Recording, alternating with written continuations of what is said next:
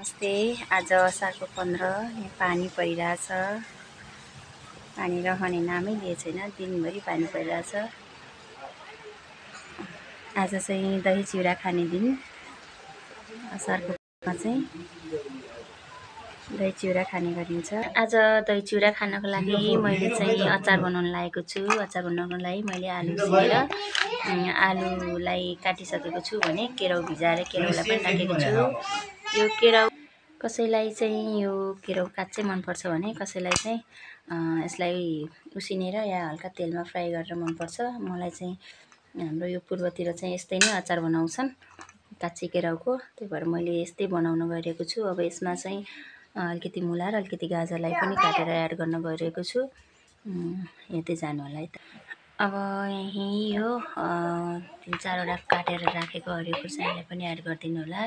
हजुरहरूलाई कति मात्रामा पिरो मनपर्छ त्यही अनुसार हाल्नु होला। धुलो खुर्सानी पनि हाल्न सक्नुहुन्छ, तर धुलो खुर्सानी बच्चाहरूले खाने भएर मैले चाहिँ राखेको छैन। यो चाहिँ मैले तिल भुटेको छु यो अचारमा राख्नको लागि। यसमा चाहिँ अलिकति के भन्छ यसलाई, टिमुर पनि राख्नु होला। यो टिमुरले चाहिँ अचारको स्वादलाई एकदम मिठो गराउने गर्छ। अब यसलाई पिसेर यसमा नै एड गर्छु मैले। यसरी मजाले पिसेर यसलाई चाहिँ यहाँ राख्नुपर्ने हुन्छ। यसमा हरियो धनियाँ पनि काटेर एड गर्नु होला, त्यसले अझै स्वादलाई बढाउनेछ। अब अचारलाई झन्नको लागि म तेल तताउन गइरहेको छु। ठुलो चम्चाको 2 चम्चा तेल हालेर तताउनु होला र यसमा चाहिँ मेथीलाई झान्नु होला। मेथीलाई यसरी राखेर कालो कालो हुन दिनु होला। यसरी गरेपछि मेथी तितो हुँदैन र यसमा लास्टमा निकाल्ने बेलामा चाहिँ बेसार पनि राख्नुपर्छ। अगाडि बेसार राख्यो भने बेसार डढेर तितो हुने सम्भावना हुन्छ भने पछि यत्तिकै तेलमा नराखेर राख्यो भने चाहिँ त्यो पनि स्मेल आउने गर्छ बेसारको। त्यसैले यसलाई चाहिँ निकालेर बेसार राख्नुपर्ने हुन्छ। यसमा मैले 1 चम्चा बेसारलाई राखेको छु।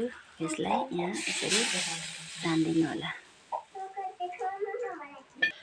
अब यसमा स्वादअनुसार नुन राखिदिनु होला।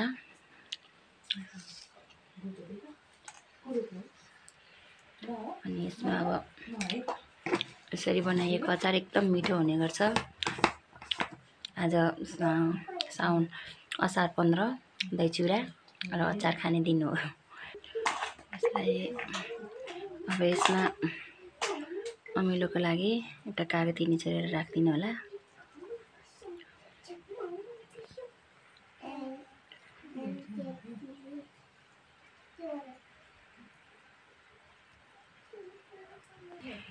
अब यो अचारलाई मजाले हातले मिक्स गर्नु होला।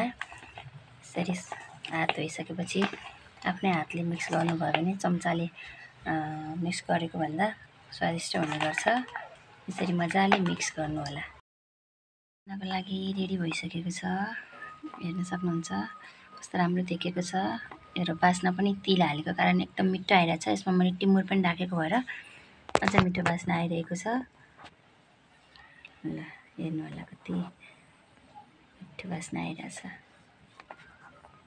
यो अचार सुरुमा एकदम सुक्खा देखिएको थियो, तर यो मुला भएको कारण यसमा नुन हालेपछि पानी निस्केर अहिले हल्का ठिक्क भएको छ।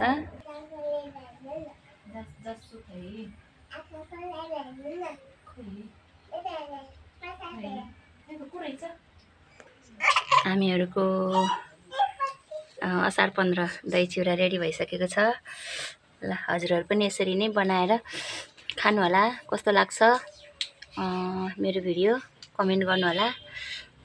सबैजनालाई धेरै धेरै धन्यवाद र असार 15 को सबैजनालाई शुभकामना।